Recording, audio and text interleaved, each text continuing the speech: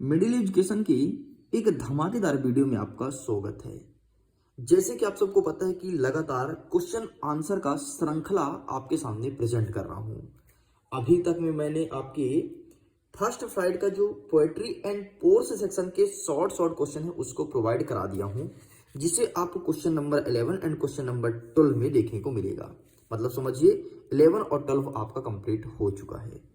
इसी सिलसिले में हम आगे बढ़ते हैं। क्वेश्चन नंबर 13 जो है आपका फुटप्रिंट्स विथआउट फिट, यहां से आपसे पूछा जाएगा दो क्वेश्चन, दो नंबर के एक क्वेश्चन रहेंगे, मतलब वही छोटे छोटे क्वेश्चंस, और इसका आंसर आपको 30 शब्दों में मतलब 3 लाइन में लिख के कंप्लीट करना है। तो आइए स्टूडेंट देख लेते हैं कि फुटप्रिंट्स विथआउट फिट से कौन कौन से छोटे छोटे क्वेश्चंस देखने को मिलेंगे एंड क्या होगा उसका हिंदी अनुवाद। देखिए आपके सामने जो क्वेश्चंस मैं बताऊंगा उसका हिंदी अनुवाद ही बताऊंगा, तुम आसानी से क्वेश्चंस को समझ सको। आंसर भी दिखा दूंगा अगर आप बोलेंगे तो। वैसे मैं उम्मीद करता हूं आप लोग के पास आंसर अवेलेबल ही होगा, लेकिन मैं सोचा हूं कि इस बार से आपको आंसर भी दिखाऊंगा। जिस भी स्टूडेंट्स के पास आंसर नहीं है वो यहां से देख सकता है। बस आपको करना क्या है, वीडियो में तक बने रहना है, और वीडियो मजा आए तो वीडियो को लाइक करके अपने दोस्तों के साथ साझा जरूर कीजिएगा। और अगर मैं कोई चीज बता रहा हूं तो ध्यान से सुनिएगा प्लीज। लाइव सेशन में चैट मत करना। बहुत सारे बच्चे चैट करते रहते हैं, बोलते रहते हैं अपनी इंस्टा आईडी दे दो, ये वो। प्लीज ये मत करना, ध्यान से देख लो बेटा। अगर पेपर बिगड़ा तो फिर लफड़ा हो जाएगा, पूरा आपका परसेंटेज डाउन हो जाएगा। इस चीज को ध्यान रखिएगा। तो चलिए सभी बच्चे हमारे तरफ ध्यान दें, एक एक प्रश्न को बहुत आसान भाषा में समझने का प्रयास करेंगे। देखिए हमारा जो क्वेश्चन नंबर पहला कह रहा है, अच्छा ये नहीं है ना, इसमें अपन स्किप करते हैं, दूसरे चैप्टर का क्वेश्चन है, उसे आपको नहीं करना है। ठीक, जो चीज बताऊंगा सिर्फ आपको उतना ही प्रिपेयर करनी है। चलिए हमारा प्रश्न क्रमांक 1 कह रहा है कि what is the narrator A Fairlie successful hand it. ये क्वेश्चन बोला गया है, इसका हिंदी अनुवाद होगा कि कथाकार किस बात में मंजा हुआ खिलाड़ी है। मतलब जो कथाकार है वो ऐसी कौन सी बात में मजा हुआ खिलाड़ी, नहीं बोलते अरे यार तुम तो बड़े मजे हुए खिलाड़ी हो, जिसे मंजा बोला जाता है। हम लोग उसे दैनिक बोलचाल में मंजा को मजा हुआ खिलाड़ी कह देते हैं। ठीक, तो कथाकार जो था वो चोरी करने में, लोगों को लूटने में बड़ा मजा हुआ खिलाड़ी था। तो चोरी करना इंग्लिश में क्या बोलते हैं, किसी को पता है क्या? थीफ। थीफ मतलब चोर होता है, वेरी गुड। और मजा, मजा मतलब फन। तो ये सब करता था वो कथाकार। ठीक, तो ये आपके एग्जाम में देखने को मिलेगा। एंड नेक्स्ट हमारा कह रहा है second number, what does Hari Singh get from Anil in return for his work. मतलब हरि सिंह को काम के बदले अनिल से क्या मिलता है ना। जब हरि सिंह काम करता था तो अनिल उसे क्या देता था। अच्छा 21 चैप्टर के क्वेश्चन से, ये आपके चैप्टर नंबर 2 के ध्यान देना, जिसमें है एक चोर की कहानी। आपके चैप्टर का नाम है ना एक चोर की कहानी, द थीफ स्टोरी। तो उसी चैप्टर के क्वेश्चन हैं। तो अपने काम के बदले हरि सिंह को खाना व रहने के लिए जगह मिलती थी। ठीक, खाना देता था मतलब फूड्स देता था, और रहने के लिए जगह मतलब प्लेस टू लिव इन। ठीक, ये चीज उसे प्रोवाइड कराया जाता था। आगे बढ़ते हैं नेक्स्ट हमारा क्वेश्चन कह रहा है तीसरा नंबर कह रहा है कि what does he say about the different reactions of people when they are robbed. मतलब इसका होगा कि लूटने के बाद वह लोगों को किस तरह के अलग अलग प्रतिक्रियाएं देता था। मतलब जब वो लूट जाता था तो किस प्रकार से प्रतिक्रिया देता था, मतलब क्या बताता था।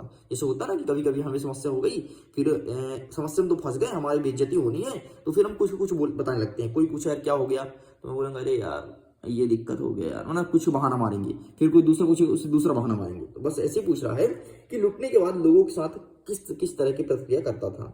तो जब वह लूट जाता था तो ये सामान चोरी हो जाती थी। एक मनुष्य लालची के चेहरे पर डर दिखाता था, कभी कभी वो डर दिखाने लगता था, कभी कभी गुस्सा दिखाता था, तो कभी कभी ऐसा करता था कि हमारे साथ कुछ हुआ ही नहीं है।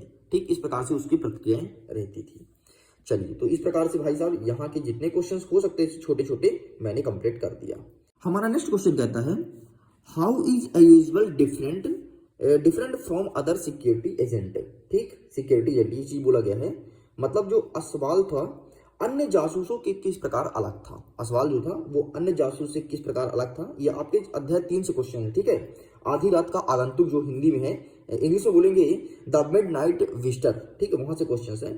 तो असवाल किस प्रकार से अलग था ये चीज पूछा गया है। तो वे चतुर थे, रहस्यमय थे, ठीक है, और हाथों में पिस्तल लेकर के और शराब चरस वगैरह लिया करता था। ठीक, तो लेकिन असवाल एक तरह का गुप्तचर था, ठीक है, वो ये सब पहले करता था लेकिन एक तरह गुप्तचर था, बस इस प्रकार से अन्य से अलग था। तो प्लीज इस क्वेश्चन को भी अच्छे से प्रिपेयर करनी है।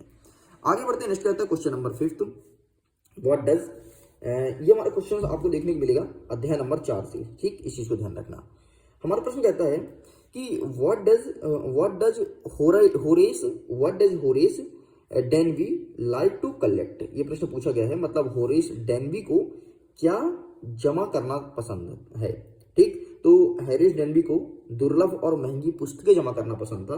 तो हैरिस डेनवी लाइक टू कलेक्ट रे एंड एक्सपेंसिव बुक्स, ठीक, वो चीज उन्हें कलेक्ट करना पसंद था। तो एग्जाम में देखने को मिलेगा, इस चीज को ध्यान रखिएगा।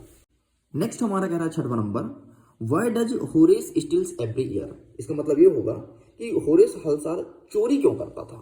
तो सिंपल से यार, आपको जैसे कि मैंने ऊपर बताया कि उसे महंगे पुस्तक जमा करना पसंद था और दुर्लभ चीजें, ठीक। तो इन महंगे पुस्तकें और दुर्लभ चीजों को जमा करने के लिए वो चोरी करता था पैसे, और उससे जो पैसे उससे मिलते थे वो उसकी 1 साल की कमाई के बराबर होती थी, इसलिए वह चोरी करता था।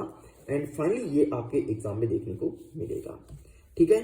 चलिए, तो इस चैप्टर से जितने क्वेश्चन हो सकते थे मैंने कंप्लीट कर दिया। आगे बढ़ते हैं नेक्स्ट आपको कह रहा है क्वेश्चन नंबर 7, जो कि हम कवर करेंगे अध्याय नंबर 5 से। अध्याय नंबर 5 क्या है, फुटप्रिंट्स विथआउट फिट, मतलब बिना पैर के पंजे के चिन्ह, ठीक। नेक्स्ट क्वेश्चन कह रहा है 7वां नंबर, why was Griffin wandering the streets, मतलब जो ग्रिफिन था वो सड़क पर क्यों घूम रहा था, ये प्रश्न पूछा गया है। प्रश्न बहुत ही छोटा है, बहुत ही अच्छा प्रश्न है, तो प्लीज इसे अच्छे से प्रिपेयर कीजिएगा। नेक्स्ट देखते हैं क्वेश्चन नंबर 8 कह रहा है, why does mister hall find the scientist और इलेक्ट्रिसिटी, ठीक है, साइंटिस्ट इलेक्ट्रिसिटी। तो इसका मतलब होगा कि मिसेज हॉल को वैज्ञानिक सनकी क्यों लगता था, ठीक, ये प्रश्न पूछा गया है। इसलिए कई सारे रीजन थे। सबसे पहले इतनी सर्दी में होटल में उनका आना, और उनका विचित्र वेशभूषा था, मतलब कपड़े बहुत अजीब गरीब पहनता था। इसके बाद वो किसी से बात करने की इच्छा नहीं होती थी उनकी। हमारा कह रहा है प्रश्न क्रमांक 9 नंबर कहता है कि how did a book become a turning point in Richard rights life.